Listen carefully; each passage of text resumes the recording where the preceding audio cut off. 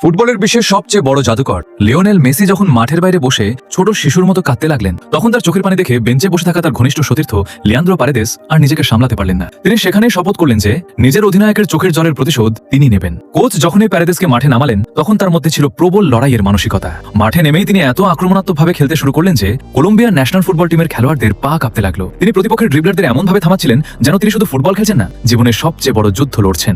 এরপর এলো সেই ঐতিহাসিক মুহূর্ত। একটি দারুণ পাস পৌঁছালে লাউতারো মার্টিনেজের কাছে। তিনি গুলির গতিতে বল জালে পাঠিয়ে অবিশ্বাস্য গোল করে দলকে জয় এনে দিলেন। এটা দেখে মেসি আনন্দে লাফিয়ে উঠলেন আর তার মুখে আবারও ফিরে এলো সেই পরিচিত হাসি। এরপর আরেকটি আক্রমণে ইমানুয়েল মার্টিনেজের দিক থেকে বল বেরিয়ে আসতেই ফ্রান্স ন্যাশনাল ফুটবল টিমের কোচ জোরে জোরে সোর প্রেস করার নির্দেশ দিতে থাকেন। তখন নাহুয়েল মোলিনা দ্রুত বল ভাড়িয়ে দেন অ্যালেক্সিস ম্যাকঅ্যালিস্টারের কাছে। কিন্তু আসল জাদু শুরু হয় যখন বল যায় লিওনেল মেসির পায়ে। তিনি এক মুহূর্তও নষ্ট না করে এমন একটি ওয়ান টাচ পাস দেন যা ফ্রান্সের পুরো মিডফিল্ডকে ভেঙে দেয়। এরপর দেখুন চিতার মতো গতিতে জুলিয়ান আলভারেজ প্রথম স্পর্শেই পাস দেন। অ্যালেক্সিস ম্যাকঅ্যালিস্টার ঝড়ের গতিতে দৌড়ে বল নিয়ে বক্সের কাছে পৌঁছে যান। শেষে তিনি নিখুঁত একটি ক্রস দেন, যেখানে এঞ্জেল দি মারিয়া কোনো ভুল না করে বলটি সোজা গোলে দিয়ে দেয়।